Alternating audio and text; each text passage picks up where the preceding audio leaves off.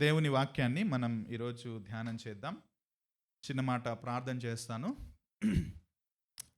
దేవా, ఈ ప్రభు దినాన మేమందరం కలిసి నీ వాక్యాన్ని ధ్యానించడానికి, పాటలతో ప్రార్థనతో మిమ్మల్ని ఆరాధించడానికి, బలలో చేయి వేయటం ద్వారా మిమ్మల్ని జ్ఞాపకం చేసుకోవడానికి, ఒకరితో ఒకరం సహవాసం ద్వారా మేము నీ సహవాసంలో ఆనందించడానికి మీరు సమయం ఇచ్చినందుకు వందనాలు. మమ్మల్ని తీసుకుని వచ్చినందుకు వందనాలు.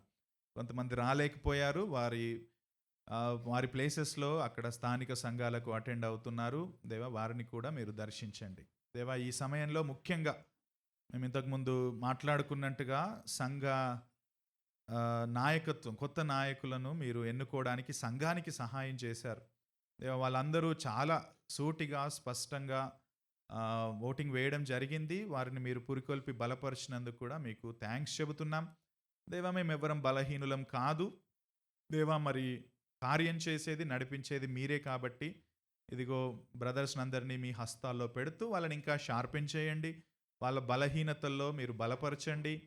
అతి ప్రాముఖ్యంగా వాళ్లకు తగ్గింపును దయచేయండి. దేవా, ప్రైడ్ని ఎటువంటి పరిస్థితుల్లో ఎంటర్టైన్ చేయకుండా తగ్గింపు దయచేసి వాళ్ళు క్రీస్తు అధికారం క్రింద ఉండడానికి కృప దయచేయండి. ఇప్పుడు ప్రభువా, నీ వాక్యాన్ని మేము వినబోతున్నాం. వినగల చెవులను, అర్థం చేసుకునే మనస్సును, అన్వయించుకునే దేవ నిర్ణయాలను మాకు దయచేసి మీ వాక్యం ద్వారా మేము ముందుకు కొనసాగి లోకానికి ఉప్పుల జ్యోతుల వలె ఉండడానికి కృపనివ్వమని యేసుక్రీస్తు నామంలో ప్రార్థిస్తున్నాం తండ్రి. Amen, amen.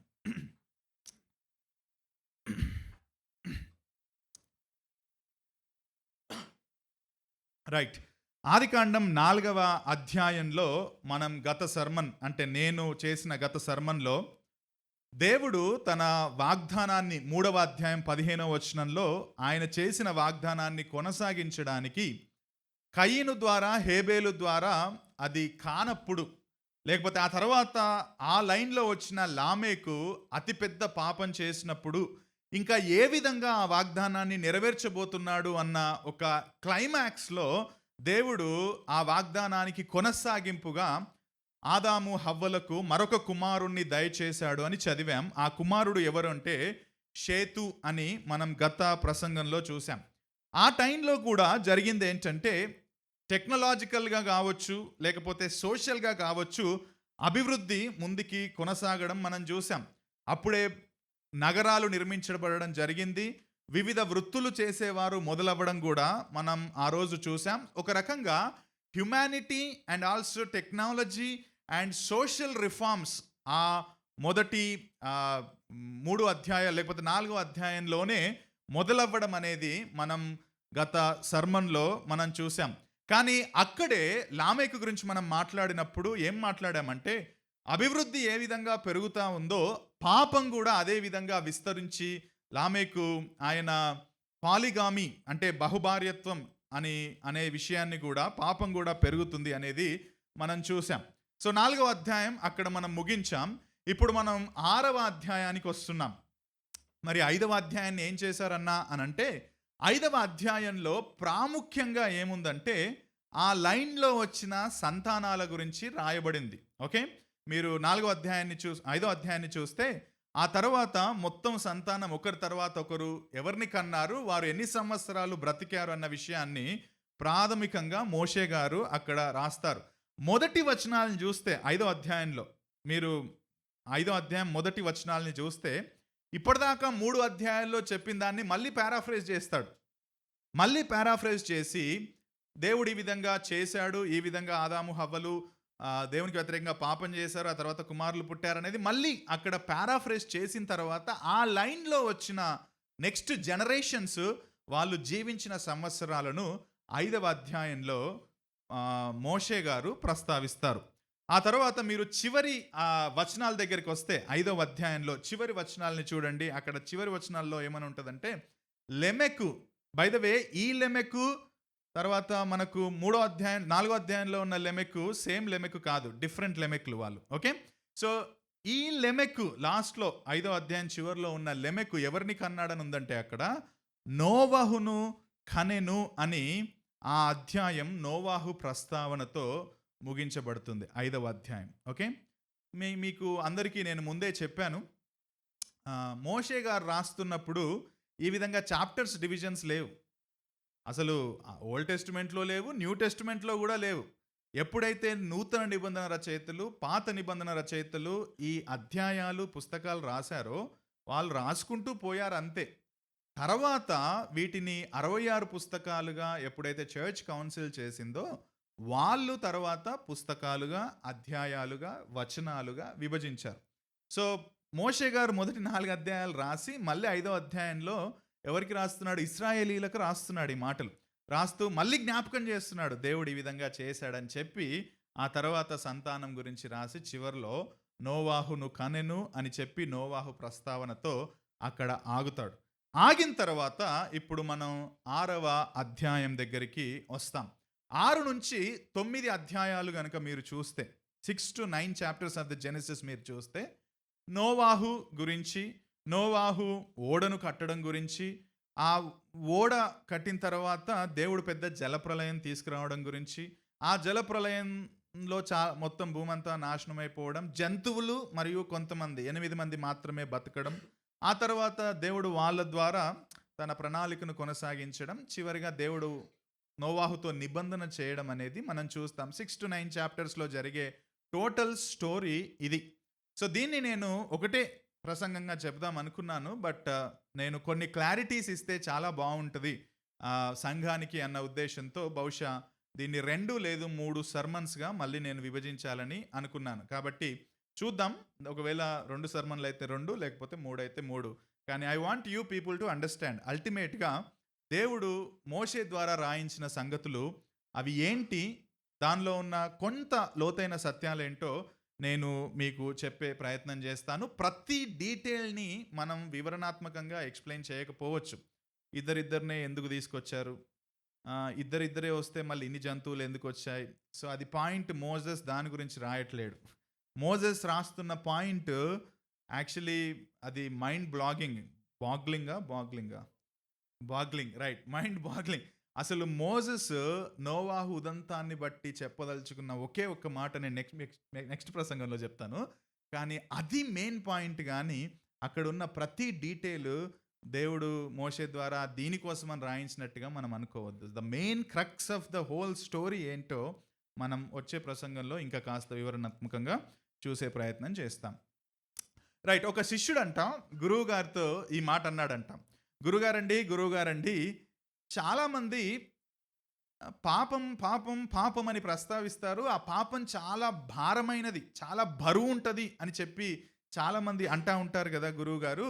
నాకేమని అనిపించదండి, నాకు చాలా చాలా తేలిగ్గా ఉంటుంది, ఆ పాపానికి సంబంధించిన భారం నా మీద ఉన్నట్టు నాకు అనిపించదండి అని చెప్పి గురువుగారితో అన్నాడంట. గురువుగారు ఒక చిన్న చిరునవ్వు నవ్వి తన వైపు చూస్తూ ఈ ప్రశ్న అడిగాడంట. ఒక చచ్చిపోయిన శవం తీసుకో, ఆ శవం మీద ఒక 50 కేజీల బరువు పెట్టు, ఆ శవానికి ఏమైనా బరువు అనిపిస్తుందా అని అడిగాడట. అడిగితే అదేంటండి మీరు అలా అడుగుతారు, శవం ఆల్రెడీ లోపల ప్రాణం లేదు కదండి, మరి శవం మీద 50 కేజీల బరువు పెడితే దానికి బరువు ఎలా కనిపిస్తుందండి, బరువు ఎలా అనిపిస్తుందండి అని ఆ యొక్క శిష్యుడు జవాబు చెప్పాడట. అప్పుడు ఆ గురువుగారు తన వైపు చూస్తూ ఎగ్జాక్ట్లీ అని చెప్పి, అంతరంగంలో చచ్చిన స్థితిలో ఉన్న మనకు అంతరంగంలో ఉన్న పాపం యొక్క బరువు కూడా ఉన్నట్టు అనిపించదు, ఎందుకంటే మనం ఇంకా చచ్చిన స్థితిలో ఉన్నాం. సేమ్ ఏ విధంగా అయితే చచ్చిన స్థితిలో ఉన్న దానికి బరువు ఎలా అనిపించదో, పాపములో అపరాధంలో చచ్చిన స్థితిలో ఉన్న అంతరంగంలో ఉన్న మనకు కూడా పాప భారం అనిపించదు. బట్ దట్ ఈస్ దేర్, ఆ భారం అయితే ఉంది అని చెప్పి ఆయన శిష్యుడికి చెప్పాడంట.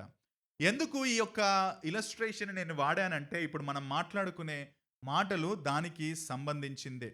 పాపం ఎంత భారమైనది, పాపం ఎంత వాస్తవికమైనది, పాపం ఏ విధంగా మనిషిని భ్రష్టత్వంలోకి తీసుకొని వెళ్తుందో మనం ఈరోజు 6వ అధ్యాయం నుంచి చూడబోతున్నాం. నా ప్రసంగానికి నేను ఇచ్చిన టైటిల్ ఏంటంటే పాపలోకంలో పవిత్రమైన జీవితం. పాపలోకంలో పవిత్రమైన జీవితం. సో 6వ అధ్యాయాన్ని నేను 2 పాయింట్స్గా, 6 అధ్యాయాన్ని 2 పాయింట్స్గా నేను డివైడ్ చేశాను.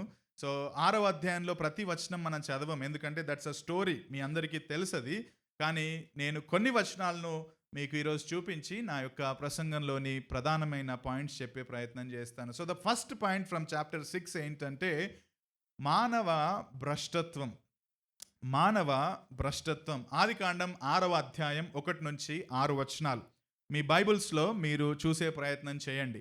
నరులు భూమి మీద విస్తరింపనారంభించిన తర్వాత కుమార్తెలు వారికి పుట్టినప్పుడు దేవుని కుమారులు నరుల కుమార్తెలు చక్కని వారిని చూచి వారందరిలో తమకు మనస్సు వచ్చిన స్త్రీలను వివాహం చేసుకొనిరి. అప్పుడు యెహోవా, నా ఆత్మ నరులతో ఎల్లప్పుడూ వాదించదు, వారు తమ అక్రమ విషయములలో నరమాత్రులై ఉన్నారు. అయినను వారి దినములు 120 ఏండ్లు అగును. ఆ దినములలో నెఫీలులను భూమి మీద ఉండిరి, తరువాతనూ ఉండిరి. దేవుని కుమారులు నరుల కుమార్తెలో పోయినప్పుడు వారికి పిల్లలను కనిరి. పూర్వకాలమందు పేరు పొందిన శూరులు వీరే. నరుల చెడుతనము భూమి మీద గొప్పదనియు వారి హృదయం యొక్క తలంపులలోని ఊహ అంతయు ఎల్లప్పుడూ కేవలం చెడ్డదనియు యెహోవా చూచి తాను భూమి మీద నరులను చేసినందుకు యెహోవా సంతాపము నొంది తన హృదయములో నొచ్చు కొనెను. మీరు చాలాసార్లు ఈ వచనాలను చదివుంటారు. చాలాసార్లు ఈ వచనాలను చదివి ఆగి ఉంటారు.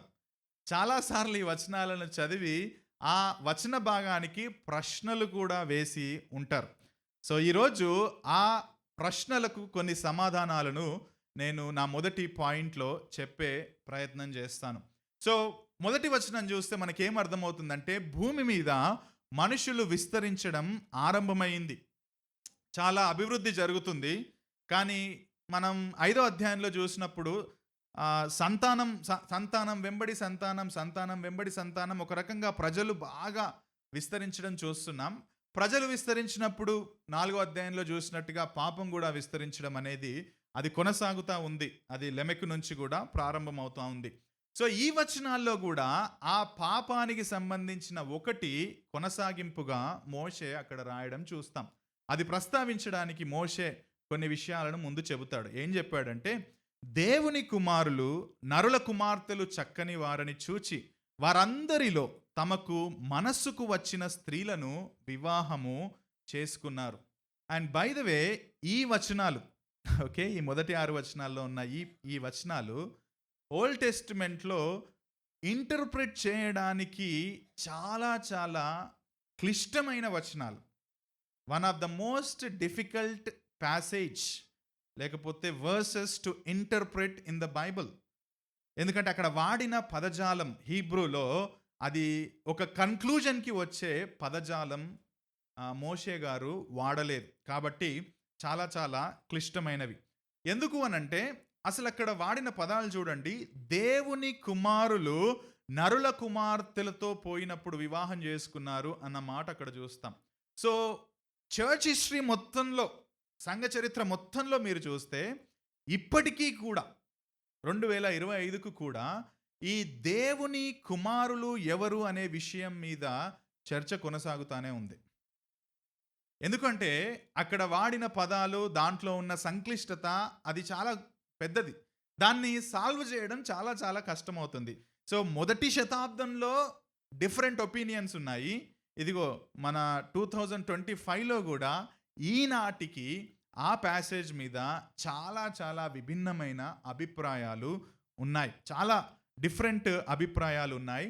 సో నేను దానిలో మెయిన్గా అందరూ కలిసి 3 అభిప్రాయాలను చెప్పారు. There are 3 views. 3 వ్యూస్ ఉన్నాయి దేవుని కుమారులు అంటే ఎవరు అనేది. సో అవి నేను మీకు ఈరోజు కొంతవరకు చెప్తాను. మీకు చాలా స్టడీ చేయాలని ఉంటే మీరు వెళ్ళి కూడా స్టడీ చేయొచ్చు. నేను దాంట్లో మెయిన్గా ఈ థియోలాజియన్స్ ఏం నమ్మారనేది నేను చెప్పే ప్రయత్నం చేస్తాను. బై ద వే ఈ 3 వ్యూస్ గురించి మనం పెద్దగా గలిబిలికి చెందాల్సిన అవసరం కూడా లేదు. ఎందుకంటే ఈ 3 వ్యూస్ యొక్క అల్టిమేట్ పర్పస్ ఏంటి, మోషే ఎందుకు రాస్తున్నాడు అనేది ఈ వ్యూస్ చెప్పినాక కూడా నేను మీకు చెప్పే ప్రయత్నం చేస్తాను. But let's see what are the 3 views. దేవుని కుమారులు అంటే ఎవరు అన్నదానికి 3 అభిప్రాయాలు సంఘ చరిత్ర మొత్తంలో ఉన్న వాటిని నేను మీ ముందు పెట్టే ప్రయత్నం చేస్తాను. దాంట్లో మొట్టమొదటి అభిప్రాయం వ్యూ ఏంటంటే, చాలామంది థియోలాజియన్స్ ఫస్ట్ సెంచరీలో మరియు ఇప్పుడు కూడా నమ్మేది ఏంటంటే, దేవుని కుమారులు అని అక్కడ మోషే గారు రాసిన పదం దేవదూతలకు వాడారు పాత నిబంధనలో. కాబట్టి వాళ్ళెవరు అంటే దేవదూతలు. సో దేవదూతలు నరులతో వివాహం చేసుకున్నారు అని చెప్పి చాలామంది అప్పట్లో నమ్మారు, ఇప్పుడు కూడా నమ్ముతున్నారు. ఎందుకు అంటే మోషే గారు అక్కడ వాడిన పదం, ఆ పదం దేవదూతలు, సన్స్ ఆఫ్ గాడ్ అని ఇంగ్లీష్లో ఉంటుంది.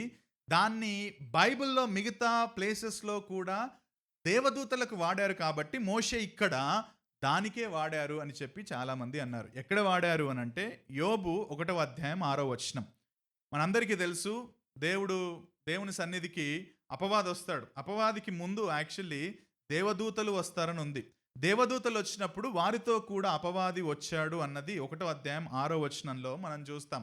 దేవదూతలు యెహోవా సన్నిధిని నిల్చుటకై వచ్చిన దినం ఒకటి తటస్థించెను, ఆ దినమున అపవాదియగు వాడు వారితో కలిసి వచ్చెను. సో అక్కడ దేవదూతలు అన్న పదానికి వాడిన హీబ్రూ పదం Sons of God, the same పదాన్ని మోషే గారు ఇక్కడ దేవుని కుమారులకు వాడాడు.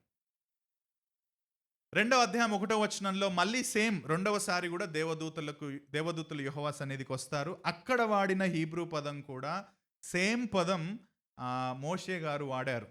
అంతేకాదు యోబు 38:7లో ఉదయ నక్షత్రములు ఏకముగా కూడి పాడినప్పుడు దేవదూతలందరూ ఆనందించి జయధ్వనులు చేసినప్పుడు దాని మూలరాతిని వేసిన వాడెవడు?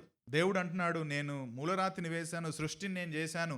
అప్పుడు దేవదూతలందరూ జయధ్వనులు చేశారు. అప్పుడు నువ్వు మూలరాతిని నేనే వేశానని చెప్పడానికి దేవదూతలు దేవుడు సృష్టిని చేస్తున్నప్పుడు అక్కడ జయధ్వనులు చేశారు అన్నాడు. సో అక్కడ వాడిన పదం దేవదూతలకు కూడా సేమ్ పదం మోషే గారు వాడారు. ఇంకా చాలా ఉన్నాయి. బట్ వీటిని బట్టి ఈ అభిప్రాయాన్ని నమ్మే వాళ్ళు ఏం చెప్పారంటే, ఇదిగో పాత నిబంధనలో దేవదూతలకు ఈ పదాన్ని వాడారు కాబట్టి మోషే గారు ఇక్కడ దానికే వాడారు. సో ఆ దేవదూతలే నరుల కుమార్తెలు అంటే మనుషులతో వివాహం చేసుకున్నారు అని చెప్పి అక్కడ చాలామంది అభిప్రాయం చెబుతారు. దానికి సపోర్ట్గా 2 పేతురు 2వ అధ్యాయం 4వ వచనం మీరు తర్వాత చూడండి. యూదా 6వ వచనం, బుక్ ఆఫ్ జూడ్ ఒకటే చాప్టర్ ఉంది, దాంట్లో యూదా 6వ వచనాన్ని ప్రస్తావిస్తారు. ఏమనుంది యూదా 6-7 వచనాల్లో? తమ ప్రధానత్వమును నిలుపుకొనక తమ నివాస స్థలమును విడిచిన దేవదూతలను, వాళ్ళకు ఒక ప్రధానత్వం ఇచ్చాడు, తమ నివాస స్థలాన్ని వాళ్ళు విడిచిపెట్టారు. మహాదినమున జరుగు తీర్పు వరకు ఆ కటిక చీకటిలో నిత్య పాశములతో ఆయన బంధించి భద్రము చేశాడు. ఎందుకు? ఇంగ్లీష్లో యాక్చువల్లీ చాలా బాగుంటుంది, దే లెఫ్ట్ దేర్ అబోర్డ్ అని ఉంటుంది. అంటే వాళ్ళు దేనికైతే చేయబడ్డారో అది విడిచి వాళ్ళు వేరే పని చేశారు అన్నట్టుగా అక్కడ దే లెఫ్ట్ దేర్ అబోర్డ్ అని చెబుతాడు. ఆ ప్రకారంగానే చూడండి 7వ వచనంలో ఏమనుందంటే, సొదొమ గొమొర్రాలను వాటి చుట్టుపట్లనున్న పట్టణములను వీరి వలనే వ్యభిచారము చేయుచు. పైన 6వ వచనంలో ఎవరి గురించి మాట్లాడుతున్నాడు? దేవదూతలు. వీరి వలనే వ్యభిచారం. సొదొమ గొమొర్రాలో ఏం జరిగింది మనందరికీ తెలుసు. ఓకే, దేవదూతలుగా వస్తే వీళ్ళు ప్రజలు వెళ్ళి ఏమన్నారు? వాళ్ళను బయటికి పంపు, మేము వాళ్ళతో శయనిస్తామని చెప్పారు. సో విచ్చలవిడితనం ఉంది. సో అదే దాన్ని ప్రస్తావిస్తూ యూదా గారు ఇక్కడ ఏమంటున్నారంటే, వీరి వలనే వ్యభిచారం చేయొచ్చు, పరశరీరానుసారులైనందున నిత్యాగ్ని దండన అనుభవించు దృష్టాంతముగా ఉంచబడెను. సో ఇక్కడ చాలామంది నమ్ముతున్నది ఏంటంటే, ఇదిగో ఇంకెక్కడా కూడా దేవదూతలు సొదొమ గొమొర్రాల వంటి పాపం చేశారని బైబిల్లో ఎక్కడైనా ఉందా అంటే ఇంకెక్కడ లేదు. 66 పుస్తకాల్లో వాళ్ళు ఒక రకంగా సొదొమ గొమొర్రాలలో జరిగే పాపం లాంటి పాపం ఎక్కడైనా చేశారని ప్రస్తావించబడ్డదంటే అది ఒకటే దగ్గర ఉంది, అది ఇక్కడ ఉంది. ఎక్కడ?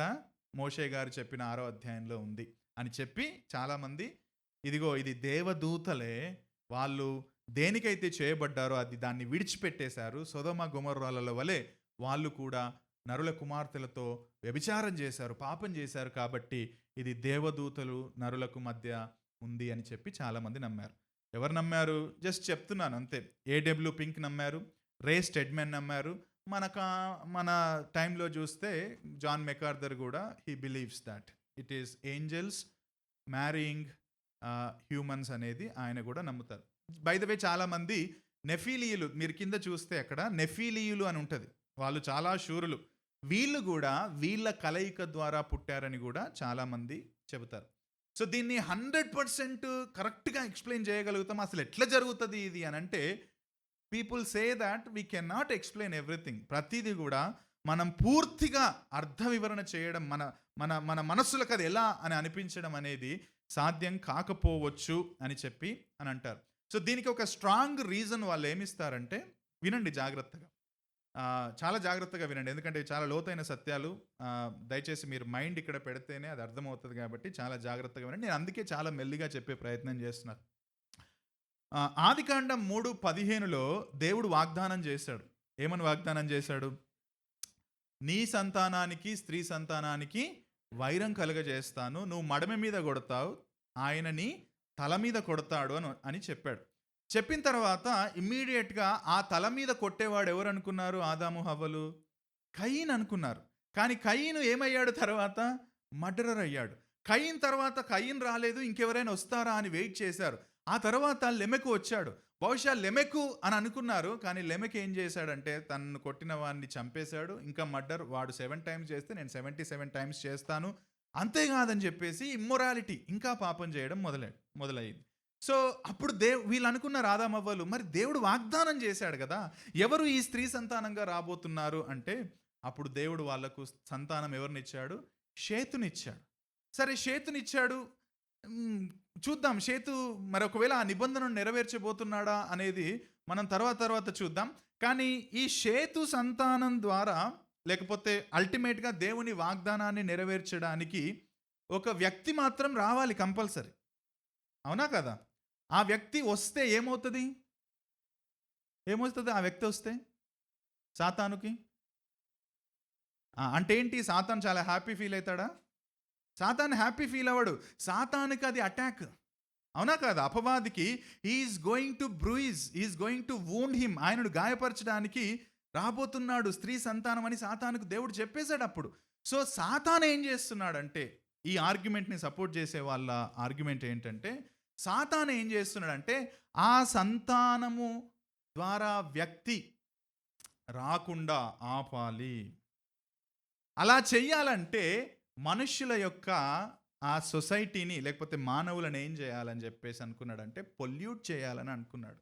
సో 3:15 నెరవేరకుండా మానవ జాతిని మలినం చేద్దామని, స్త్రీ సంతానం ద్వారా పుట్టబోయే వ్యక్తిని కూడా అపవిత్రమైన వాడిగా చేయడానికి ఈ విధంగా జరిగింది. లేకపోతే ఈ విధంగా దేవుని కుమారులు నరుల కుమార్తెలతో పోయారు అని చెప్పి చాలామంది హిస్టోరియన్స్ లేకపోతే కామెంటేటర్స్ నమ్ముతున్నారు. సో అల్టిమేట్ పర్పస్ ఏంటంటే, ఇదిగో పొల్యూట్ అయిపోయింది. ఎందుకంటే దేవదూతలేంటి మరియు నరులేంటి, వాళ్ళ ద్వారా పుట్టబోతున్నాడు. ఎందుకంటే పవిత్రమైన జన్మ కాదది. అందుకే మనం యేసుక్రీస్తు ప్రభువులో లైంగిక కలయిక ద్వారా పుట్టడం చూడం మనం. ఆయన పవిత్రమైన జన్మ, అంటే పురుషులకు స్త్రీలకు మధ్య లైంగిక కలయిక ద్వారా ఆయన పుట్టలేడు. కానీ ఇక్కడ దేవదూతలకు మరియు వీటికి ఎందుకు అని అంటే అపవిత్రమైపోతుంది. సో చాలామంది కామెంటేటర్స్ ఏం నమ్మారంటే 3:15 వాగ్దానం ఒకవేళ నెరవేరకుండా అపవాది చేయాలనుకుంటే ఇది మాత్రమే, దీని ద్వారానే సాధ్యమవుతుంది అని చెప్పి చాలామంది కామెంటేటర్స్ దాన్ని నమ్మారు. సో దీన్ని అంగీకరించని వాళ్ళు కొంతమంది ఉన్నారు. అరే మీరు దేవదూతలు అంటున్నారు, తర్వాత మరుల కుమార్తెలతో అంటున్నారు, మాకు కూడా కొన్ని కన్సర్న్స్ ఉన్నాయని కొంతమంది ఏమన్నారంటే, మీరు యోబు గురించి చెప్పారు కదా 1వ అధ్యాయం 6వ వచనం, 2వ అధ్యాయం 1వ వచనంలో, అక్కడ వాళ్ళు దేవదూతలను రాయబడ్డది సన్స్ ఆఫ్ గాడ్ అనే, కానీ వాళ్ళు మంచి దేవదూతలు. ఎందుకంటే దేవదూతలు అపవాది సపరేట్గా ప్రస్తావించబడ్డారు. అక్కడ దేవదూతలు మొదట వచ్చారు, అపవాది కూడా వచ్చాడు. సో దే ఆర్ గుడ్ అని చాలామంది అన్నారు. అది సన్స్ ఆఫ్ గాడ్ని మీరు అంటున్నారు, కానీ వాళ్ళు మంచి దేవదూతలు, వాళ్ళు అట్లా చెయ్యరు అన్నది వాళ్ళ వాదన. అక్కడ ప్రస్తావించింది అనేది వాళ్ళు వాదన. ఇంకొక వ్యక్తులు ఏమన్నారంటే, ఒకవేళ దీన్ని మనం యాక్సెప్ట్ చేద్దాం అనుకుందాం, దేవుడు ఆదికాండంలోనే పురుషుడు స్త్రీ మధ్య మాత్రమే వివాహాన్ని అనుమతించాడు. పురుషుడు స్త్రీ మధ్య మాత్రమే వివాహ పరిధిలోనే లైంగిక చర్యకు అనుమతించాడు. అలాంటిది ఇది ఎట్లా సాధ్యమవుతుంది? ఎంత ఇల్లాజికల్ అవుతుంది ఇది మనం తీసుకోవచ్చా? దేవదూతలేంటి నరుల కుమార్తెలతో పోవడం ఏంటి? ఇది అంగీకార యోగ్యంగా అనిపించట్లేదు. ఎందుకు అంటే ఆ టైంలో, వినండి జాగ్రత్తగా, ఆ టైంలో గ్రీకు పురాణాల్లో కూడా ఇటువంటి కథలు ఉన్నాయి. మీరు నేను ఇంట్రడక్షన్లో చెప్పాను, ఆర్టహాసిస్ ఎపిక్ అని, గిల్గిమాన్ సంథింగ్ ఉంటుంది. వాళ్ళ దాంట్లో కూడా సేమ్ ఇటువంటి జల ప్రళయానికి సంబంధించిన కథలు సేమ్ ఇట్లానే ఉన్నాయి. సో ఇది గ్రీకు పురాణాలకు సంబంధించినది ఉంది, ఆ కథలను పోలినట్లుంది. ఒకవేళ నిజంగా వాళ్ళు అట్లనే పుట్టుంటే నెఫిలీలు వాళ్ళ పుట్టుకలోంచి వచ్చిన వాళ్ళే అయితే మరి వీళ్ళు సగం దూతలు సగం మనుషుల నెఫిలీలు, ఇదంతా మనసుకు తీసుకోవడానికి కాస్త ఇబ్బంది ఉంది కదా అని చెప్పేసి అభిప్రాయాన్ని అంగీకరించని వాళ్ళు కొంతవరకు కొన్ని ప్రశ్నలు అడిగారు. ఇంకొక మాట కూడా ఏమన్నారంటే మత్తయి సువార్త 22:30లో యేసుక్రీస్తు ప్రభు ఏమంటాడంటే పునరుత్థానమందు ఎవరును పెళ్లి చేసుకోరు అని చెప్పి, పెళ్లికి ఇయ్యబడరు అని చెప్పి, వారు పరలోకమందున్న దూతల వలె ఉందురు అని అంటాడు. మరి పరలోకమందు దూతల వలె ఉంటారు, వాళ్ళకు పెళ్లికి ఇయ్యబడరు, పెళ్లికి ఇచ్చేబడరు అంటే మరి ఇది ఎట్లా సాధ్యం అవుతుంది అనేది వీళ్ళు కొంతవరకు వాళ్ళు చేస్తున్నారు. అందుకే జాన్ కాల్విన్ తన కామెంటరీలో ఏం చేస్తాడంటే, కాల్విన్ కామెంటరీ నా దగ్గర ఉంది, దాంట్లోంచి నేను తీసుకున్నాను. కాల్విన్ ఏమంటాడంటే ఆత్మస్వభావం కలిగిన దేవదూతలు స్త్రీలతో అంటే నరుల కుమార్తెలైన పిల్లలతో నరుల కుమార్తెలైన స్త్రీలతో పిల్లలను కనగలరు అని అనుకోవడం చాలా అసంబంధమైన విషయం అని అంటాడు. ఆత్మ సంబంధమైన దేవదూతలు స్త్రీలతో పిల్లలను కనగలరు అని అనుకోవడం చాలా అసంబంధమైన విషయం అని కాల్విన్ గారు చెబుతారు. So Calvin opposes it. Calvin and Luther they don't believe, వాళ్ళు బిలీవ్ చేయలేదు దేవదూతలు అనేది. But that is a view అండి. Okay, that is a view. You can do more study on that. Okay, రెండవ వ్యూ చాలామంది నమ్మే ఇంకొక రెండవ వ్యూ ఏంటంటే దేవుని కుమారులు అని అంటే ఎవరు అన్నారంటే వీళ్ళు ఇదిగో షేతు నుంచి వచ్చిన వాళ్ళు. మీరు షేతు దగ్గర నేను లాస్ట్ టైం చెప్పినప్పుడు ఏం చెప్పానంటే ఇదిగో లెమెకు షేతును కనెను, ఇప్పుడు దేవుని నామమున ప్రార్థన చేయుట ప్రారంభమైనది అని ప్రస్తావించబడ్డది. గుర్తుందా? మనం లాస్ట్ టైం మాట్లాడుకున్నాం. సో అంటే అప్పట్లో సమాజంగా కూడి ప్రభువును ఆరాధన చేయడం అనేది ప్రారంభమైంది. ఒక రకంగా ఆ కరప్టెడ్ వరల్డ్లో దేవుడు ఒక హోప్గా, ఒక నిరీక్షణగా షేతును తీసుకొచ్చాడు. సో అక్కడ భయభక్తులు, దేవుని మీద భయభక్తి అనేది మళ్ళీ ప్రారంభమైంది అన్నట్టుగా మనం చూసాం. సో చాలామంది నమ్మేది ఏంటంటే ఆ భయభక్తులు కలిగిన షేతు ద్వారా వచ్చిన వాళ్ళను బైబిల్ దేవుని కుమారులు అని పిలుస్తుంది. వీళ్ళు దేవుని కుమారులు అంటే ఆ దేవుని యందు భయభక్తులు కలిగిన షేతు లైన్ నుంచి వచ్చిన వాళ్ళు దేవుని కుమారులు. నరుల కుమార్తెలు అంటే మిగతా వాళ్ళు, దేవుని యందు భయభక్తులు లేని వాళ్ళు కావచ్చు. మిగతా వాళ్ళు మేబీ కయీను కుమార్తెలను కూడా చాలామంది అంటారు. సో కయీను కుమార్తెలు అంటే ఆ కరప్టెడ్ జనరేషన్లో ఉన్న వాళ్ళు, దేవుని యందు భయభక్తులు లేని వాళ్ళు. వీళ్ళేమో దేవుని యందు భయభక్తులు కలిగిన వాళ్ళు. మరి వీళ్ళు ఎట్లా చేశారు? వీళ్ళు భయభక్తులు కలిగిన వాళ్ళు కదా అంటే భయభక్తులు కలిగి ఉన్నవాళ్లే కానీ పాపం లేని వాళ్ళు కాదుగా. ఆదాము అవ్వలు పాపం చేసినప్పుడే ఆ తర్వాత పుట్టిన ప్రతి వ్యక్తికి పాపం సంక్రమించబడింది. వాళ్ళు కొంతవరకు భయభక్తులు కలిగి ఉన్నా కానీ పాపం చేయలేని పర్ఫెక్ట్ పీపుల్ కాదు. కాబట్టి షేతు కుమారులు మొదలు బాగానే ప్రారంభమైంది కావచ్చు, తర్వాత వివాహం దగ్గరకు వచ్చేసరికి వాళ్ళు కయీను కుమార్తెలను వివాహం చేసుకున్నారు అని చెప్పి మనం చూస్తాం. అందుకే మీరు 4-5 అధ్యాయాల్లో చూస్తే ఆ లైన్స్ చాలా డిఫరెంట్గా, అంటే డివిజన్స్ క్లియర్గా ఉంటాయి. వీళ్ళు షేతు సంతానము, వీళ్ళు కయీను సంతానం అనేది 4 and 5 చాప్టర్స్లో మనకు క్లియర్గా ఉంటాయి. సో ఈ రెండు వర్గాలు ఆల్రెడీ మోషే గారు ప్రస్తావిస్తున్నారు కాబట్టి బహుశా ఆయన నరుని కుమార్తెలు అంటే కయీను కుమార్తెలు, దేవుని కుమారులు అంటే షేతు కుమారులు అని రాశాడని చాలామంది కామెంటేటర్స్ నమ్మారు. దాన్ని నమ్మిన వాళ్ళలో మాథ్యూ హెన్రీ గారు కూడా ఒకటి. మాథ్యూ హెన్రీ గారు ఏమన్నారంటే దేవుని కుమారులు అనగా దేవుని నామాన్ని ఒప్పుకొని ఆ నామం బట్టి పిలవబడిన వాళ్ళు. వారు దేవునికి దూరమైన భక్తి లేని మనుషుల కుమార్తెలను వివాహం చేసుకున్నారు అర్థమని హెన్రీ గారు చెప్తున్నారు.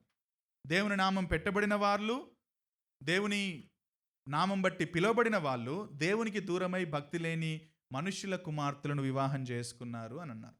ఎందుకు మీరు ఎట్లా చెప్తారండి అని చెప్పి వీళ్ళని అడిగితే వీళ్ళిచ్చే ఆర్గ్యుమెంట్ చూద్దాం. వీళ్ళు ఏమంటున్నారంటే ఇదిగో మీరు సన్స్ ఆఫ్ గాడ్ అంటే అది దేవదూతలకు రాశారని చెప్పారుగా మీరు దేవదూతలకు అన్న ఆర్గ్యుమెంట్లో.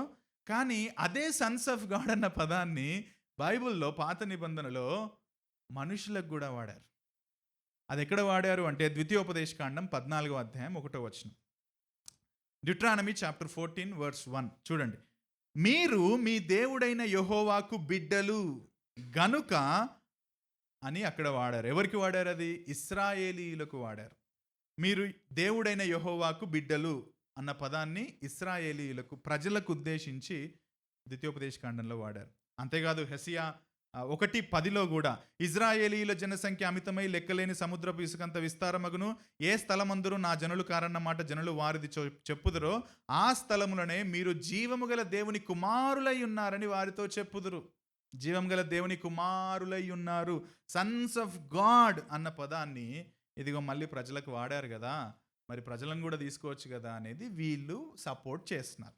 సరే, దీన్ని ఎవరు నమ్మారు అని అంటే ఇదిగో ఆర్సి స్ప్రోల్ గారు నమ్మారు, మార్టిన్ లూథర్ నమ్మాడు, జాన్ కాల్విన్ నమ్మాడు, స్టీవెన్ కోల్ గారు నమ్మారు, శంకర్ బాబు చెప్పడు, నేను చెప్పలేదు. Okay, right. సో వీళ్ళు ఈ అభిప్రాయాన్ని కలిగి ఉన్నారు. సో ఎక్స్పోజిషన్ ఆఫ్ జెనసిస్, ల్యూపోల్డ్ అనే ఆయన ఈ విధంగా రాస్తాడు. ల్యూపోల్డ్, కాల్విన్ కూడా దాన్ని సపోర్ట్ చేస్తాడు. ఏమంటాడంటే, షేతీయులు దేవుని కుమారులుగా దైవభక్తి లేని స్త్రీలను వివాహం చేసుకోవడం తప్పని వారికి తెలిసుండాలి. బదులుగా వారు దైవిక స్వభావం యొక్క ఆధారంగా కాకుండా లైంగిక ఆకర్షణ ఆధారంగా మాత్రమే వివాహం చేసుకున్నారు. ఎందుకంటే అక్కడ వాడిన పదం చూడండి, నరుల కుమార్తెలు సౌందర్యము గలవారని వారిని చూచి తాము కోరుకొనిన వారిని పెళ్లి చేసుకున్నారు. వాళ్ళకి దైవభక్తి ఉంది, కానీ దానికి బదులుగా నిర్ణయం తీసుకోలేదు. వాళ్ళు దేనికి బదులుగా నిర్ణయం తీసుకుర్రు? They are very beautiful. And ఎందుకు బ్యూటిఫుల్ చూసి మ్యారేజ్ చేసుకున్నారు అన్నదానికి వీళ్ళిచ్చే సపోర్ట్ ఏంటో తెలుసా? ఇదిగో 3వ అధ్యాయంలో కూడా అదే జరిగింది. అవ్వ ఎప్పుడైతే ఆ పండును చూసిందో, దట్ లుక్డ్ బ్యూటిఫుల్. యాక్చువల్లీ ఆ బ్యూటిఫుల్ అన్న పదం మళ్ళీ సేమ్ పదాన్ని వాడాడు మోషే. అవ్వ ఎప్పుడైతే ఆ పండును చూసి అది చాలా రమ్యమైనది అని చెప్పి తీసుకున్నదో, అదే పదాన్ని మోషే గారు ఇక్కడ వీళ్ళు కూడా ఆ స్త్రీలు సౌందర్యం గలవారని చూచి అని సేమ్ వాడాడు. కాబట్టి ఇదిగో వీళ్ళు వాళ్ళ ఆకర్షణను బట్టి ఈ పాపం చేశారు అని చెప్పి one of the famous old testament commentator ఆయన కూడా చెబుతాడు. తద్వారా ఏం జరిగిందంటే, ఇదిగో మానవ జాతి పాపంలో పడ్డది, మానవ జాతి భ్రష్టులుగా తయారయ్యింది. అందుకే దైవిక ప్రమాణాల విషయంలో మానవ జాతి రాజీ పడడం మనం చూస్తాం. Okay, so that is the second argument. Okay, you do more study on that, right? I will come to the third argument. 3వ ఆర్గ్యుమెంట్ దగ్గరికి వస్తాను. 3వ ఆర్గ్యుమెంట్ ఏంటంటే, దేవుని కుమారులు అంటే ఆ రోజుల్లో తామే దేవుళ్ళు అని నమ్మిన కొంతమంది దుర్మార్గులైన రాజులు అని కూడా చాలామంది నమ్మారు. అంటే అప్పట్లో రాజరికం లేకపోతే నాయకులు ఎట్లా ఉండేవాళ్ళు అంటే, ఇదిగో మేమే, we are the kings, we are like gods, మేమే రాజులం. అందుకే అక్కడ వాడిన పదం కూడా ఏమనుందంటే, తమ మనస్సుకు వచ్చిన స్త్రీలను వాళ్ళను వివాహం చేసుకున్నారు అని ఉంది. అంటే మనం చూస్తాం కదా, అప్పట్లో రాజులు ఇప్పట్లా కాదు కదా, డెమోక్రటిక్ రూల్ కాదు. అప్పట్లో రాజులు వాళ్ళకు నాకు ఇది కావాలి అంటే అంతే, కావాలి అంతే. తమ మనసుకు ఏది నచ్చితే అది వాళ్ళు చేసేవాళ్ళు. అందుకే అప్పట్లో చాలా విస్తారమైన పాపం, 5 మంది భార్యలు, 10 మంది భార్యలు, రాజులు ఎంతో మందితో లైంగికంగా కలవడం, ఒక విచ్చలవిడితనం అనేది ఎక్కువ ఉండే. సో ఏమన్నారంటే, ఈ వ్యూని నమ్మేవాళ్ళు బహుశా వీళ్ళు అటువంటి రాజులు. ఎందుకంటే నగరాలు అభివృద్ధి చెందడం పెరిగింది, లమెకు లాంటి వాళ్ళు కూడా వచ్చారు, అటువంటి పాపం విస్తరించింది. ఆ నాయకులుగా ఉన్న వాళ్ళు ఇదిగో వీళ్ళను వివాహం చేసుకున్నారు. మనం ఫరో దగ్గర కూడా అది చూస్తాం కదా, తనకిష్టం అంటే నువ్వు ఇప్పుడు అబ్రహాం తీసుకొని వస్తే తీసుకుంటాడు అంతే. సో అడ్డు చెప్పడానికి ఎవరికి లేదనమాట. అందుకే అబ్రహాం భయపడతాడు, నువ్వు నా చెల్లెల్వి అని చెప్పి. ఎందుకంటే ఆ అథారిటీ ఉండేది. కాబట్టి అన్నారు వీళ్ళు ఆ ఓల్డ్ టెస్టిమెంట్ రాజులు అని చెప్పి చాలామంది చెప్పారు. ఇంకా కొంతమంది ఈ వ్యూలోనే ఏమన్నారంటే, ఈ పడిపోయిన దూతలు ఎవరైతే ఉన్నారో వాళ్ళు ఈ రాజులను ఆవరించారు. ఓకే, ఆవరించారు, తద్వారా వీళ్ళు ఈ పాపం చేశారు. అది సాధ్యం కదా, మనం దాన్నే దయ్యాలు ఆవరించడం అంటాం కదా ఒక రకంగా. సో దయ్యాలు ఆవరిస్తాయి, పందులను ఆవరించలేదా దయ్యాలు, ప్రపాతంలో పడలేదా? సో మేబీ దేవర్ ఆ విధంగా ఆవరించబడన్నా చేసి ఉండాలి. ఇంకా కొంతమంది ఏమంటారంటే, ఆవరించకపోయినా సరే ఇట్ వాజ్ అపవాది who influenced them to do this sin.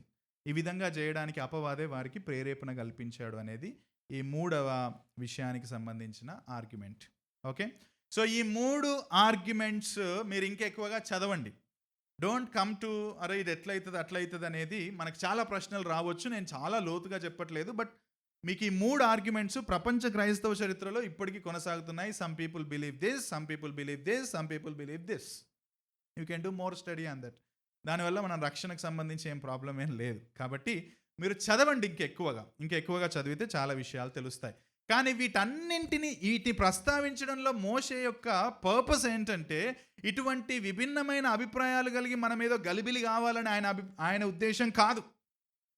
Moses యొక్క ప్రాథమికమైన ఉద్దేశం ఏంటంటే 5-6 వచనాల్లో ఆయన చెప్పిన ఒక ప్రాథమికమైన విషయం ఏంటో తెలుసా అండి?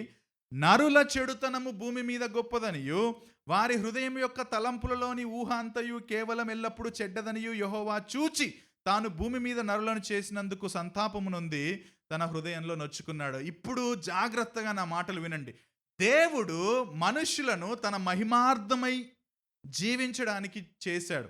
దేవుడు మనుషులను తన ప్రతినిధులుగా ఉండడానికి, పవిత్రంగా ఉండడానికి, తన వలె తన గుణలక్షణాలను చూపిస్తూ జీవించడానికి దేవుడు మనుషులను చేశాడు.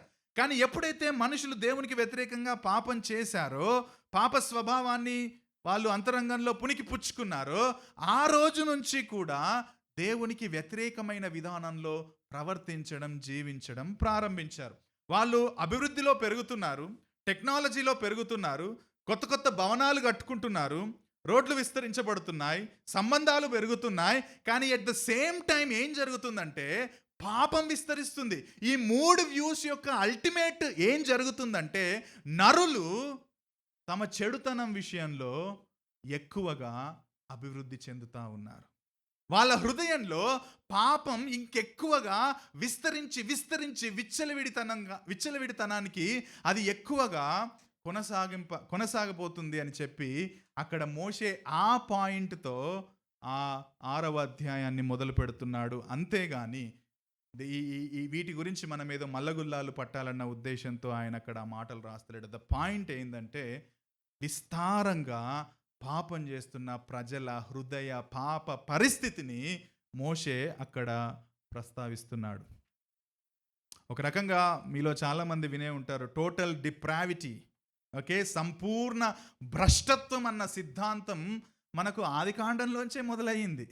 ఎక్కడో నూతన నిబంధనలో ఎఫెసీ పత్రికలో దేవుడు లేకపోతే పౌలు గారి ద్వారా రాయించిన అక్కడ కాదు, లేకపోతే 3వ అధ్యాయం రోమా 3:23లో ఏ భేదం లేదు, అందరూ పాపం చేసినారంటే అందరం పాపులం, భ్రష్టత్వం సిద్ధాంతం అక్కడ వచ్చింది కాదు.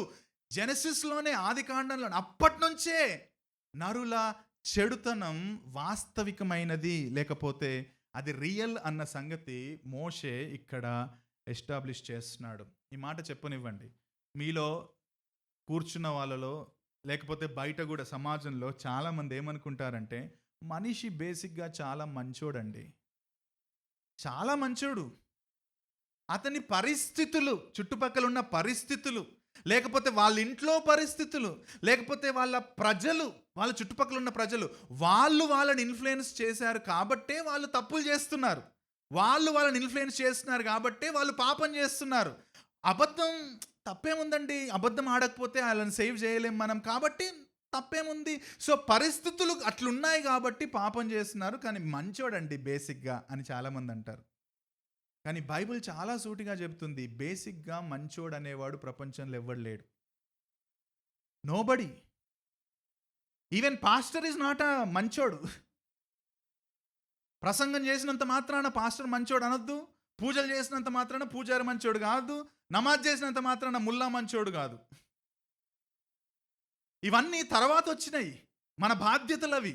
కానీ బేసిక్గా మనిషి అంతరంగంలో ఏముందంటే, ఇదిగో మోషే గారు చెబుతున్నారు, నరుల హృదయంలో మొదటి నుంచి కూడా తలంపులన్నీ ఏంటంటున్నాడంటే చెడుతనం. అంటే మనిషిలోని అన్ని భాగాలు, ఈ మాట వినండి జాగ్రత్తగా, మనం మనుషులుగా ఉన్నామంటే మన హృదయంలో చాలా విభాగాలు ఉంటాయి. మనం ఆలోచనలు చేస్తాం, మనస్సు అంటాం, మనం నిర్ణయాలు తీసుకుంటాం, విల్ అంటాం. సో ప్రతి భాగం, అది ఆలోచన చేసే విషయం కావచ్చు, నిర్ణయాలు తీసుకునే విషయం కావచ్చు, ఏదైనా సరే ఏమంటున్నాడంటే that is polluted by sin. మనం బయట బాగా కనబడతాం, మంచి పనులు చేస్తాం, మంచి విషయాలు చేస్తాం, సత్యం మాట్లాడినట్టు చేస్తాం, బాగా చేస్తాం, కానీ deep in our heart we know that how sinful we are. And Moses says Bible says actually అరికాలు మొదలుకొని నడినెత్తి వరకు కూడా మనుషుల్లో మంచితనం లేదు. మనిషిలోని ప్రతి విభాగాన్ని పాపం మలినం చేసింది. ఆ పాప స్వభావం ఎల్లప్పుడూ అంటున్నాడు మోషే అలా ఉండిపోతుంది. అది దేవదూతల నుంచి వచ్చింది అయినా సరే తీసుకున్నా, లేకపోతే షేతు అయినా తీసుకున్నా, సో 3వ రాజులు తీసుకున్న అల్టిమేట్గా అంటే దుర్మార్గత. దేవుడు నియమించిన వివాహ పరిధిలో లైంగిక చర్య జరగాలన్నది వదిలేశారు. పెళ్లికి ముందే సెక్స్ కామన్ అయిపోయింది ఇప్పుడు.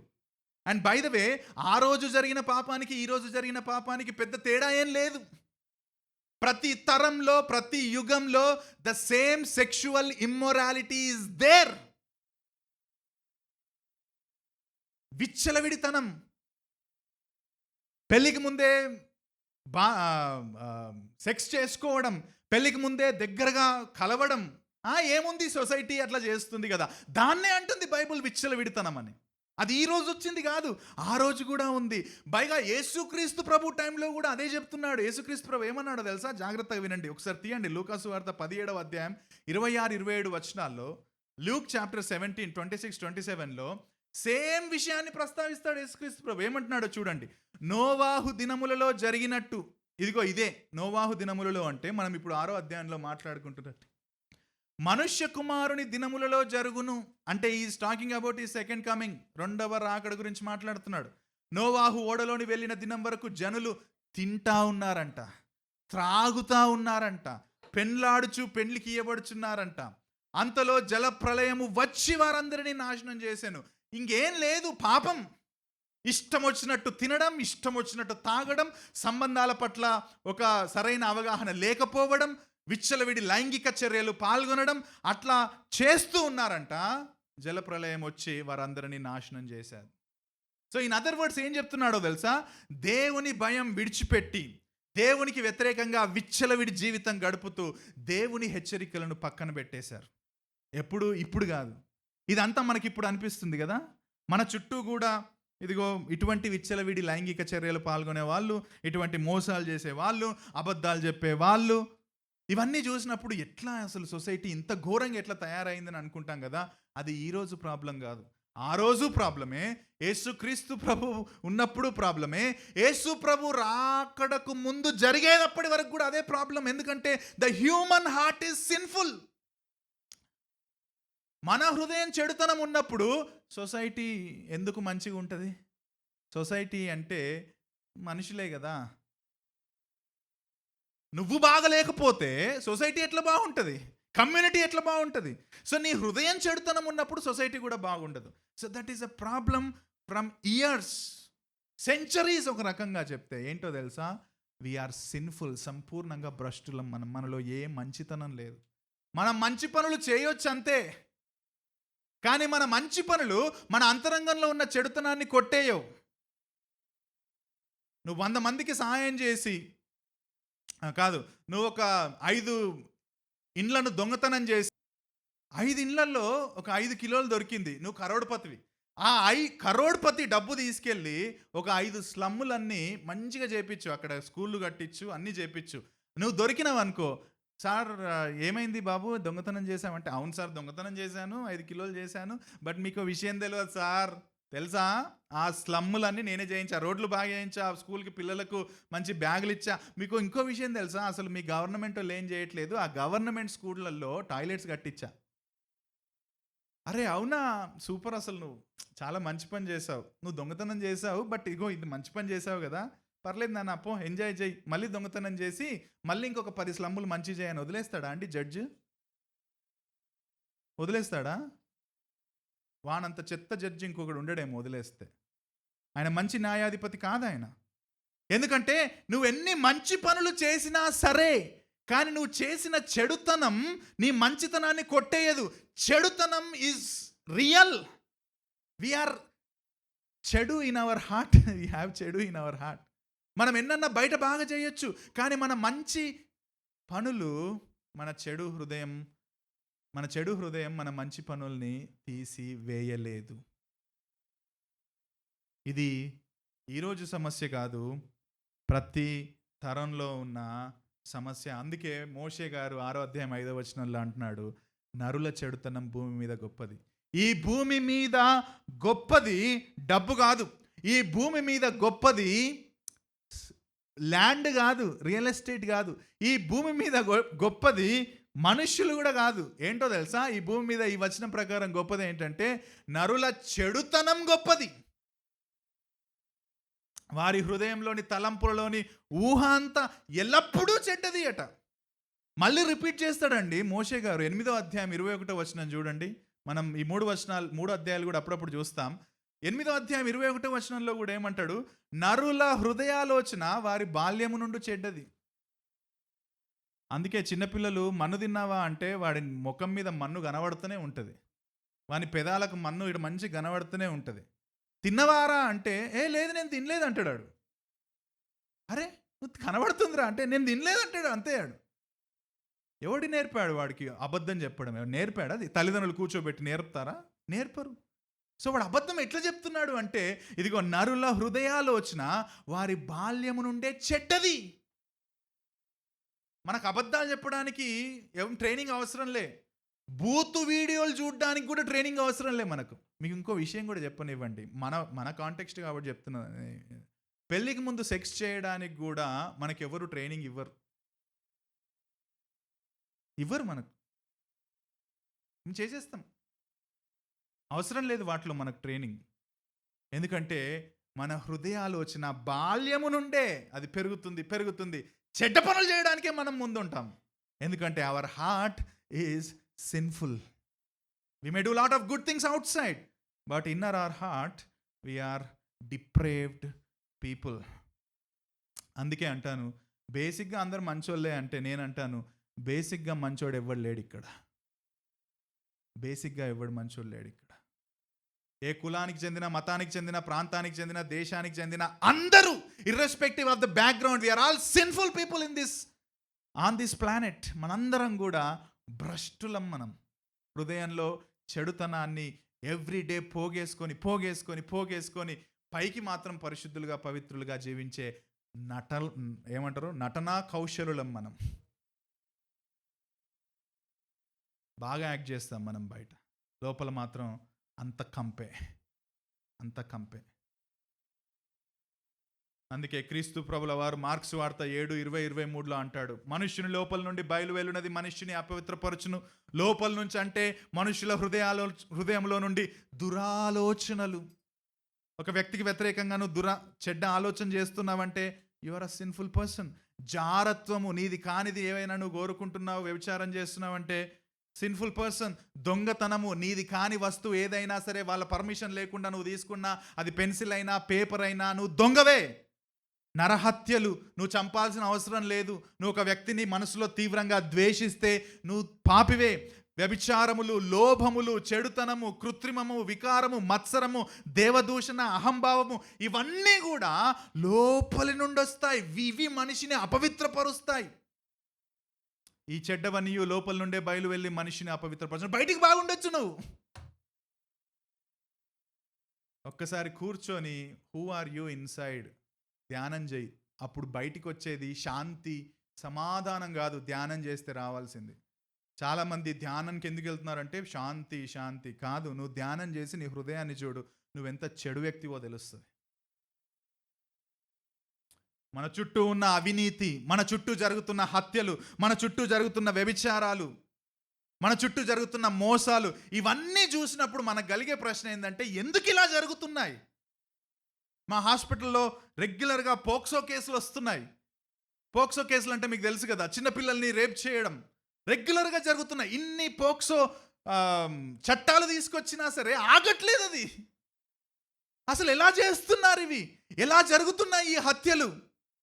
కులం పేరు మీద కావచ్చు, మతం పేరు మీద కావచ్చు, ఎట్లా చంపుతున్నారు వీళ్ళు? ఇంత దారుణమైన స్థితికి సమాజం ఎలా దిగజారుతుంది అన్న ప్రశ్నలు మనందరికీ కలగవచ్చు. సమస్య ఏంటో తెలుసా? హృదయంలో ఉన్న పాపం. Human sinful heart is the problem. మనిషి హృదయంలో పాపం ఉంది కాబట్టే ఆ పాప స్వభావం ఆదాము నుండి ప్రతి మానవుడు సంక్రమించుకున్నాడు కాబట్టే ఇటువంటి సమస్యలు ఉన్నాయి, ఇటువంటి ఉపద్రవాలు ఉన్నాయి, ఇటువంటి అమానుష సంఘటనలు ఉన్నాయి. నోవాహు కాలంలో జరిగింది అదే. పాపం విస్తరించింది, విచ్చలవిడి జీవితం పెరిగింది, నరుల చెడుతనం చాలా ఎక్కువైపోయింది. అందుకే దేవుడు అక్కడ ఒక మాట రాశాడు, మోషే అక్కడ ఆ మాట రాశాడు. అప్పుడు దేవుడు వారి పాపం చూసి సంతాపపడ్డాడట. He was sorry. He regretted. మనకు ప్రశ్న రావచ్చు, అదేంటి దేవుడికి తెలుసు కదా ఈ రిగ్రెటెడ్, ఈ సంతాపడ్డాడు అని అంటే దేవునికి తెలిసి జరిగినా కానీ ఆయన ఎట్లా సంతాపడ్డాడు అని అనుకోవచ్చు. అక్కడ పదం ఆయనకేదో తెలియకుండా, ఆయన ఆమ్నిషియంట్, ఆయనకు తెలుసు ఇట్లా జరుగుతుందని కూడా తెలుసు. అక్కడ సంతాపపడ్డాడు అన్న పదం హ్యూమన్ టెర్మినాలజీలో వాడారు, ఆంథ్రపోమార్ఫిక్ ఎక్స్ప్రెషన్. మనం దేవుడు చెడుతనం జరుగుతున్నప్పుడు ఒక మనిషి ఏ విధంగా బాధపడతాడో అని చెప్పడానికి, మనం అర్థం చేసుకోవడానికి మోషే ఆంథ్రపోమార్ఫిక్ ఎక్స్ప్రెషన్గా గాడ్ యొక్క ఎమోషన్ అక్కడ చెబుతున్నాడు. కానీ దేవునికి తెలియక దేవుడు సడన్గా చేసి, అరే నేను ఆదాం అవ్వలని చేశాను, ఆ తర్వాత వీళ్ళందరూ జరిగారు, చెడుతనం జరిగింది, నేను అస్సలు ఎక్స్పెక్ట్ చేయలేదు ఇది, అయ్యో ఎట్లా జరిగిపోయింది, ఇట్లా జరిగింది ఏంటి, ఇంత చెడుతనం వచ్చేసింది, అసలు నేను ఎక్స్పెక్టే చేయలేదు ఇట్లా జరుగుతుందని. అట్లా కాదు అక్కడ సంతాపపడ్డాడు, రిగ్రెటెడ్ అని అంటే. వన్ థింగ్ ఏంటంటే ఆంథ్రపోమార్ఫిక్ ఎక్స్ప్రెషన్, అదర్ థింగ్ ఏంటంటే he also grieved. His character గురించి మాట్లాడుతుంది అక్కడ మోషే. ఆయన తన స్వారూప్యంలో తనకు ప్రతినిధులుగా ఉండాల్సిన ప్రజలు తనకు వ్యతిరేకంగా విచ్చలవిడి జీవితం గడుపుతూ పాపం చేస్తుంటే దేవుని హృదయంలో బాధ కలిగింది. అందుకే ఈ మాట నేను చాలాసార్లు చెప్తాను, మళ్ళీ రిపీట్ చేస్తాను. ఎవ్రీ సిన్ అండి, గుర్తుపెట్టుకోండి, ప్రతి పాపం అది మనిషికి వ్యతిరేకంగా చేసే పాపం కాదు. మన ప్రతి పాపం, మన హృదయంలో చెడుతనం ఉంది, ఆ చెడుతనం ద్వారా మనం చేసే ప్రతి పాపం కూడా ఆయన స్వరూపంలో చేయబడిన మనం ఆయనకు వ్యతిరేకంగా చేసేది. We are sinning against God, not against any man and women. చాలా తీవ్రమైనది అది, చాలా తీవ్రమైన పాపం. మనం ప్రతిరోజు మన పాప స్వభావాన్ని బట్టి దేవునికి ఎంత తీవ్రమైన పాపం చేస్తున్నామో తెలుసా అండి. మన పాపం, దేవుడు మన పాపాన్ని చూసి బాధపడేంతగా పాపం చేస్తున్నాం మనం.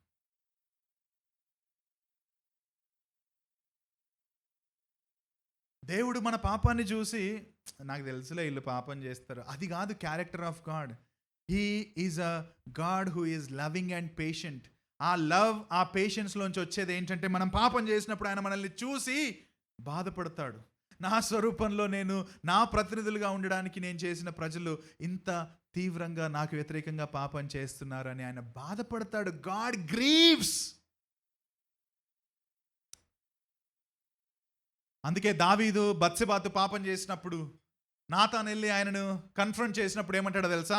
దేవా, నేను నీకు వ్యతిరేకంగా పాపం చేశాను, బత్సెబా భర్తకు వ్యతిరేకంగా కాదు. దేవా, నేను నీకు వ్యతిరేకంగా పాపం చేశాను. Because he identified that his sin is against God and it is very serious. అది చాలా తీవ్రమైనదని దావీదుకు అర్థమైంది, అది దేవునికి వ్యతిరేకమైనదని కూడా అర్థమైంది. ఇంకా ప్రభువును, యేసుక్రీస్తు ప్రభువును అంగీకరించిన వాళ్ళు ఎవరైనా ఉంటే ఈ మాట వినండి. మీరు చెప్పే అబద్ధాలు, మీరు చేసే మోసాలు, మీ కామపు చూపులు, కామపు ఆలోచనలు, మీ అసూయలు, మీ ద్వేషాలు, మీ వ్యభిచారాలు, మీ దొంగతనాలు, మీ దురాశలు, మీ హృదయంలో ఉన్న ఈ పాపాలన్నీ కూడా దేవుని దృష్టిలో పాపాలే. అవన్నీ కూడా దేవునికి వ్యతిరేకమైనవే. అండ్ అవన్నీ కూడా చాలా చాలా తీవ్రమైనవే. సింపుల్గా అనుకోవడానికి వీల్లేదు. దట్స్ ఓకే, స్మాల్ లై, చిన్న అబద్ధమే కదా. కొన్నో సమాజం చేసింది. దరిద్రం ఏంటంటే, ఏదైతే సరిగ్గా ఉండాలో అలా ఉండకుండా ఉండడాన్ని సమాజం కోరుకుంటుంది ఇప్పుడు. కానీ దేవుని వైపు నుంచి చూస్తే ఇవన్నీ పాపాలే. ఈ మాట వినండి జాగ్రత్తగా, ఈ పాపాలే.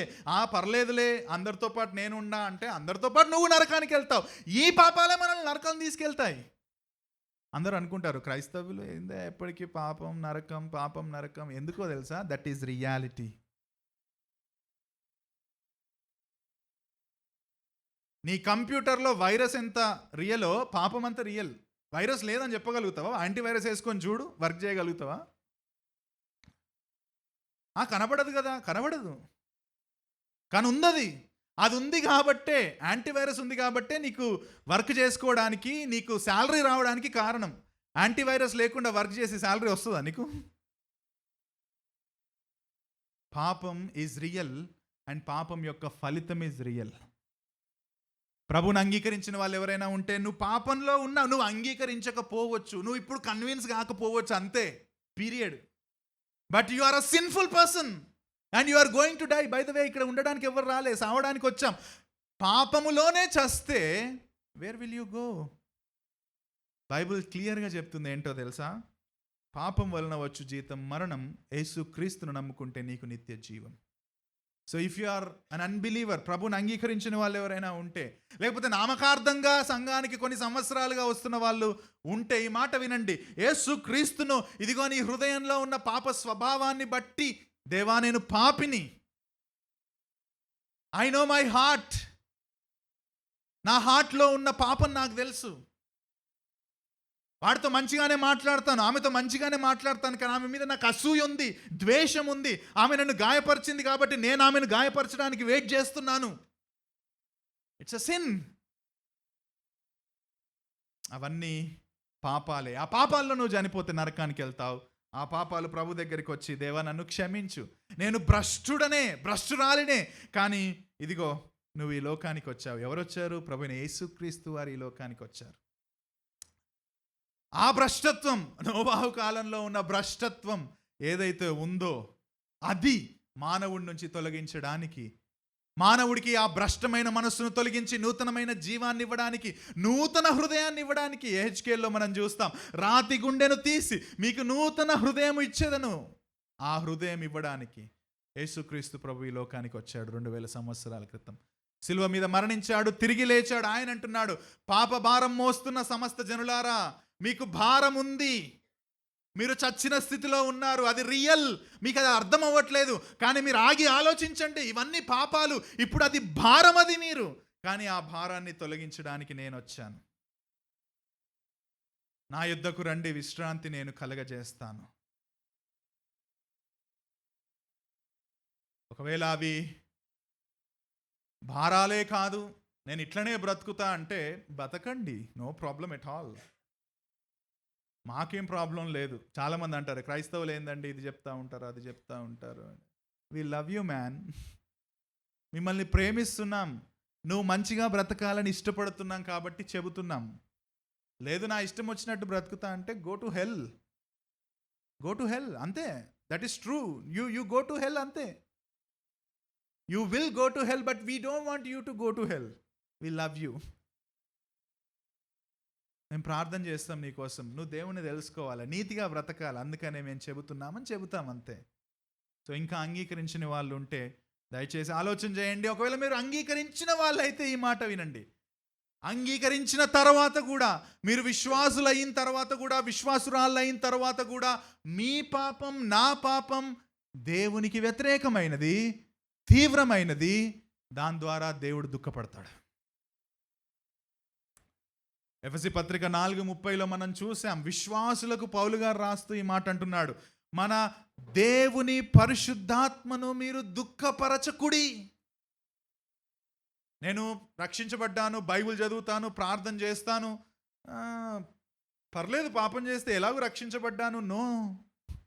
నువ్వు రక్షించబడ్డాక పాపం చేసినా, కానీ నువ్వేం చేస్తున్నావంటే, నిన్ను తన స్వరూపంలో చేసి, నీకోసం ప్రాణం పెట్టి, నీకోసం ఎంతో పెయిన్ని, వేదనను అనుభవించిన క్రీస్తును తిరిగి నువ్వు దుఃఖపరుస్తున్నావు, పరిశుద్ధాత్మను నువ్వు దుఃఖపరుస్తున్నావు, దేవుని నువ్వు దుఃఖపరుస్తున్నావు.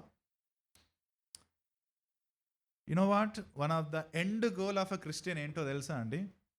ఒక క్రైస్తవుని యొక్క end goal, one of the అన్న, అందుకే అదే అల్టిమేట్ కాదు, కానీ one of the end goal ఏంటో తెలుసా? To make god happy. మనం for the glory of god అని అంటాం కదా, నేను దేవుని కోసం బ్రతకాలి, నా జీవితం ఎండ్ గోల్ ఏంటంటే క్రీస్తును మహిమపరచడం, దేవుని మహిమపరచడం. దాని కింద ఏముంటుందో తెలుసా? మహిమపరచడంలో భాగంగా God should be happy with you. దేవుడు నిన్ను చూసి సంతోషపడాలా. నువ్వు ఆయన మహిమ కోసం జీవిస్తున్నప్పుడు, పవిత్రంగా జీవిస్తున్నప్పుడు, ఆయనకు లోబడి జీవిస్తున్నప్పుడు, ఆయన కోసం రాజ్యాన్ని విస్తరిస్తున్నప్పుడు, దేవుడు నిన్ను చూసి he should smile at you.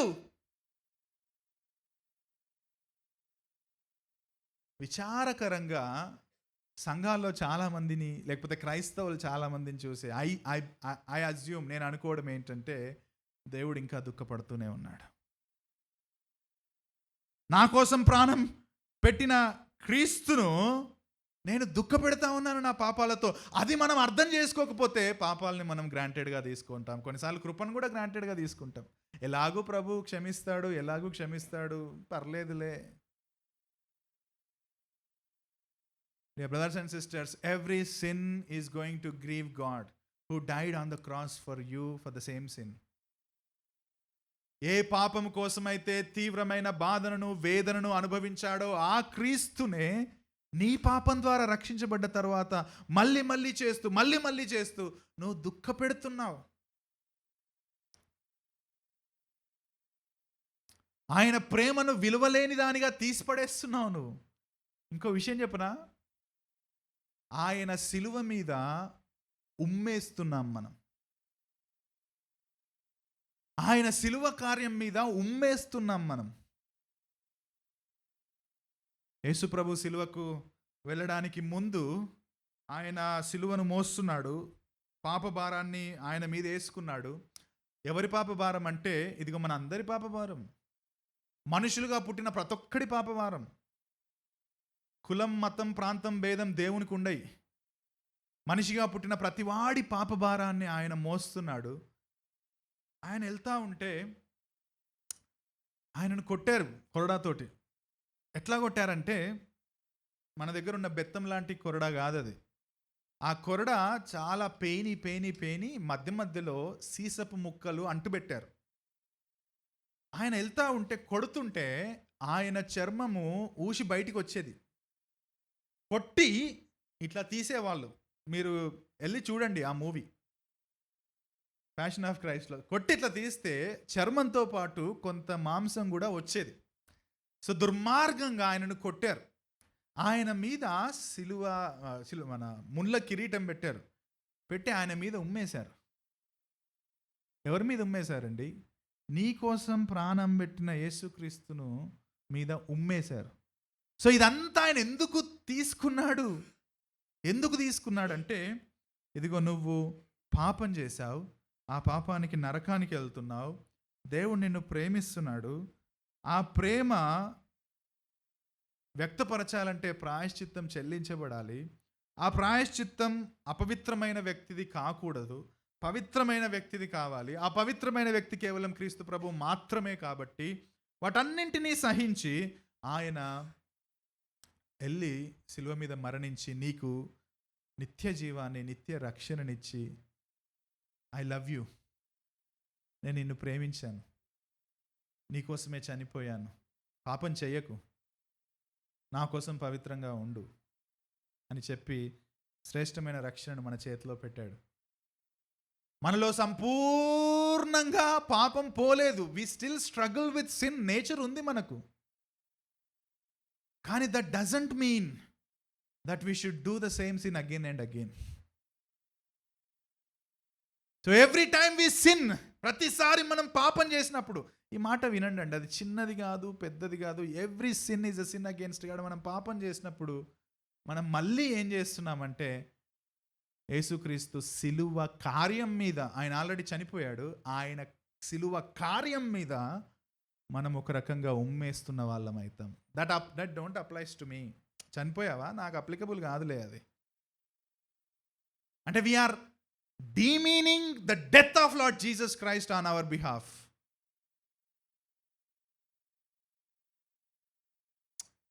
యేసుక్రీస్తు ప్రభు అంటున్నాడు, అయినా సరే కమ్, పాపం చేసావు కదా, పర్లేదులే రా, కమ్ నా దగ్గరికి, రిపెంట్. నువ్వు భ్రష్టుడవే, నీ హృదయంలో అంతా చెడుతనం ఉందే, అయినా సరే you come, I will forgive you. That is the beauty of Lord Jesus Christ. ఆయన మతాలను స్థాపించడానికి రాలే, మానవ హృదయాలను మార్చి క్షమించి దేవుని ప్రతినిధులుగా మళ్ళీ మనల్ని నిలబెట్టడానికి వచ్చాడు. ఆయన అంటున్నాడు, come, I will forgive you, I will give you eternal life. నేను నీకు నిత్య జీవాన్ని ఇస్తాను. నోవాహు కాలంలో ఉన్న విచ్చలవిడితనం మన టైంలో ఉంది. నోవాహు కాలంలో ఉన్న విచ్చలవిడితనం మన మనస్సుల్లో కూడా ఉంది. కానీ దేవుడు కృపగలిగిన వాడు. ఆ కృపగలిగిన దేవుడు నోవాహు కాలంలో చేసిన విమోచన కార్యమేంటి, ఆ తర్వాత తన కుమారుడైన క్రీస్తు ద్వారా చేసిన విమోచన కార్యమేంటో మనం నెక్స్ట్ ప్రసంగంలో చూద్దాం. కానీ చివరి ప్రశ్న వేసి నేను ముగిస్తాను. దేవుణ్ణి దుఃఖపరిచే క్రైస్తవులుగా ఉందామా, లేదా దేవుని మోముపై అంటే ముఖముపై చిరునవ్వు తెచ్చే క్రైస్తవులుగా ఉందామా? దేవుని దుఃఖపరిచే క్రైస్తవులుగా ఉందామా, లేదా దేవుని మోముపై పాపము చేయకుండా చిరునవ్వు తెచ్చే క్రైస్తవులుగా ఉందామా? పరీక్షించుకుందాం. దేవునికి ఇష్టమైన బిడ్డలుగా ఉండే ప్రయత్నం చేద్దాం. భ్రష్టులైన మమ్మల్ని మీ ప్రియకుమారుడైన క్రీస్తు ద్వారా రక్షించిన దేవా, స్తుతులు స్తోత్రాలు చెల్లిస్తూ మా సమస్యను మరొకసారి విశదీకరించి చెప్పినందుకై వందనాలు. మేం మంచోళ్ళమే అని అనుకోకుండా మా హృదయాలను పరీక్షించుకొని సత్యాన్ని తెలుసుకోవడానికి కృప దయచేయండి. రక్షించబడిన వాళ్ళంగా మిమ్మల్ని దుఃఖపరచకుండా పాపమునకు దూరంగా పరిగెత్తుతూ పవిత్రులుగా ఉండి నీతిమంతులుగా ఉండడానికి సహాయం చేసి నీ మోముపై చిరునవ్వు తెచ్చే క్రైస్తవులుగా ఉండడానికి సహాయం చేయమని క్రీస్తు నామంలో ప్రార్థిస్తున్నాం తండ్రి. ఆమేన్. Thank you.